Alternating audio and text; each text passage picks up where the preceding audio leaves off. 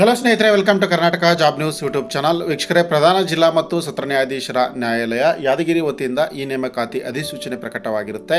ಖಾಲಿ ಇರುವಂತಹ ಜವಾನ ಹುದ್ದೆಗಳ ನೇಮಕಾತಿ ಕುರಿತು ಮಾಹಿತಿಯನ್ನು ಕೊಡ್ತೇನೆ. ವಿಡಿಯೋವನ್ನು ಸ್ಟಾರ್ಟ್ ಮಾಡೋದಕ್ಕಿಂತ ಮುಂಚೆ ನಮ್ಮ ಚಾನಲ್ನ ಸಬ್ಸ್ಕ್ರೈಬ್ ಮಾಡಿಲ್ಲ ಅಂದರೆ ಕೂಡಲೇ ಸಬ್ಸ್ಕ್ರೈಬ್ ಮಾಡಿ ಮತ್ತು ಬೆಲ್ ಐಕಾನ್ ಕೂಡ ಕ್ಲಿಕ್ ಮಾಡಿ. ಕೆಳಗೆ ಯಾದಗಿರಿ ಪ್ರಧಾನ ಜಿಲ್ಲಾ ಮತ್ತು ಸತ್ರ ನ್ಯಾಯಾಧೀಶರ ನ್ಯಾಯಾಲಯದಲ್ಲಿ ಖಾಲಿರ್ತಕ್ಕಂಥ ಒಟ್ಟು 5 P1 ಹುದ್ದೆಗಳ ಭರ್ತಿಗೆ ಅರ್ಜಿಗಳನ್ನು ಕರೆಯಲಾಗಿರುತ್ತೆ. ಸಾಮಾನ್ಯ ವರ್ಗಕ್ಕೆ 2, 2A ಗೆ 1, 3A ಗೆ 1, 3B ಗೆ 1 ಪೋಸ್ಟನ್ನು ಮೀಸಲಾಗಿರಿಸಿರುವಂಥದ್ದು. ಇದಕ್ಕೆ ವೇತನ 27,000 ರೂಪಾಯಿಂದ 46,675 ರೂಪಾಯಿ ಜೊತೆಗೆ ಇತರೆ ಭತ್ಯೆಗಳನ್ನು ಕೂಡ ನೀಡಲಾಗುವಂಥದ್ದು.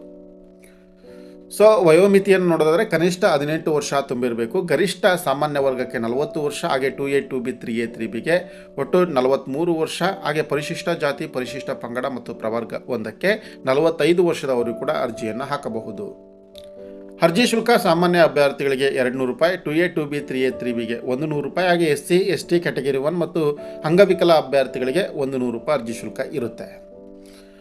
ಶೈಕ್ಷಣಿಕ ವಿದ್ಯಾರ್ಹತೆಯನ್ನು ನೋಡೋದಾದರೆ ಕೊನೆಯ ದಿನಾಂಕದ ಒಳಗಾಗಿ ಕರ್ನಾಟಕ ಸರ್ಕಾರದ KSEB ಬೋರ್ಡ್ನಿಂದ SSLC ಪರೀಕ್ಷೆಯಲ್ಲಿ ಉತ್ತೀರ್ಣ ಆಗಿರಬೇಕು ಅಥವಾ ಸಮಾನ ವಿದ್ಯಾರ್ಹತೆಯನ್ನು ಹೊಂದಿರಬೇಕು.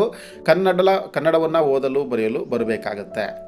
ಆಯ್ಕೆ ವಿಧಾನ ಹೇಗಿರುತ್ತೆ ಅಂತಂದರೆ 10ನೇ ತರಗತಿಯ ಅಂಕಪಟ್ಟಿಯಲ್ಲಿ ಗಳಿಸಿರ್ತಕ್ಕಂಥ ಅಂಕಗಳ ಆಧಾರದ ಮೇಲೆ, ಶೇಕಡಾವಾರು ಅಂಕಗಳ ಆಧಾರದ ಮೇಲೆ 1:10 ಪ್ರಕಾರವಾಗಿ ಸಂದರ್ಶನಕ್ಕೆ ಆಹ್ವಾನಿಸಲಾಗುತ್ತೆ.